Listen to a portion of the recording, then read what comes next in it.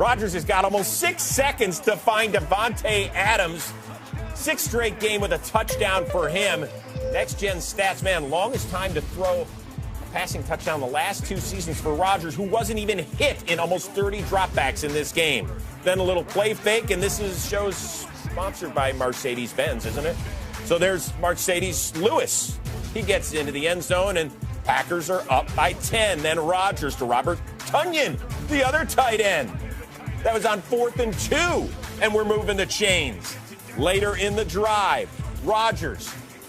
Let's just find Lazard. Unbelievable, he is that wide open. And party of one, Lazard, party of one at the Lambeau Leap. Here's Mitchell Trubisky. Bears with the worst offense, at least lowest scoring one in the league. No Nick Foles. And Mitchell, have you met the law firm of Smith and Smith? That's Zedarius and Preston with a tag team effort, and Preston with the scoop and score. Yeah, there might have been a face mask. 1, 2. Boy, oh boy. Rough evening for Trubisky in his return as the starting QB. See what I mean here?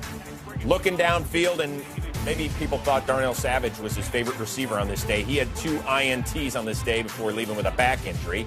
In the third, the Packers are up 17. Rodgers to Tonyan again. His 4th touchdown pass of the game. 28 4-touchdown games since he entered the league in 2005. Only Drew Brees has more. By the way, Rodgers didn't play those first few years. Also passed 50,000 passing yards in his career. Congratulations to him. All right, nice play for the undrafted rookie out of Dartmouth.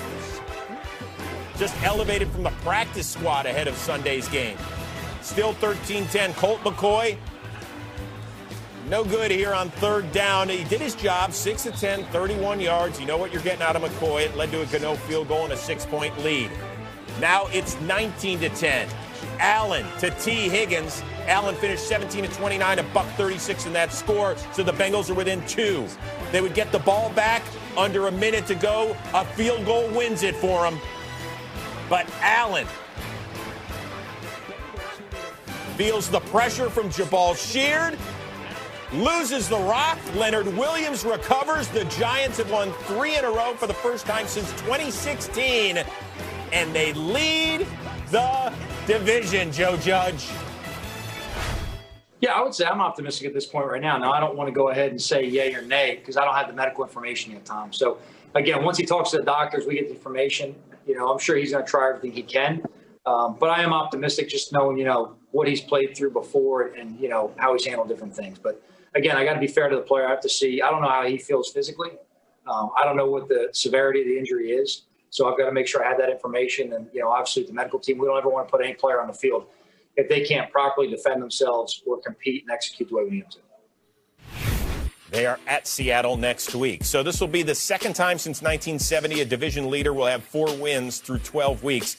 The 2014 Falcons and Panthers also 4-7, but the Panthers ended up winning that division that year. Hey, Logan Ryan, isn't this awesome? Who cares? You know, who honestly cares? I mean, it's like a tie. You know, we're in first place for a minute and then someone else plays. I don't know. I think we got Seattle next week. I think it's going to be our biggest test of the year on the road. I never played there. I played in a lot of stadiums. I haven't played in Seattle. Obviously played Russ in some big games. So I'm excited to go against Russ again. He's a great player.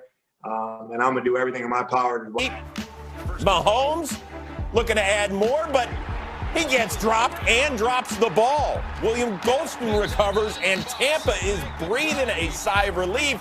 And we have life for the Buccaneers.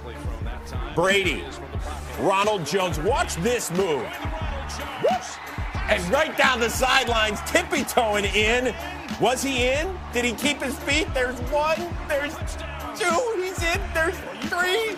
I sound like I'm in excruciating pain. I'm really not. It was a great move, and Ronald Jones has him into the end zone, but Mahomes too much on this day. To Kelsey for a gain of 14. That's 359 yards in the first half, most in a regular season since 1980. Chiefs would go on to kick a field goal and be up 20-7 at the break. Third quarter, it's now 20-10. Mahomes, are you kidding me? The trifecta? Unbelievable. Tyreek with 13 for 269, and he's doing his best Shannon Sharp. Falling down on the sideline. Help is on the way. Telling the fans, help is on the way. Yeah. Okay. Carlton, pick up your head, man. You're not the only DB who's been toasted like that over the years. Then how about this? The old ricochet shot picked off by Tyrann Mathieu, who, of course, was coached by current Bucs coach Bruce Arians, one of his favorite players of all time, except on this. Look at this, right off of Sorensen's dome. And it's another INT thrown by Brady, although he and Mike Evans are wondering what happened there? It's a good question. On to the fourth. Instead of asking questions, Mike Evans has some answers on 4th and 3. And what is this? It's an Evans touchdown from outside the 10-yard line, which I don't think we've seen all year. The Bucs are within 10. Next Bucs possession, it's 2nd and goal, and Brady, this is more like at home.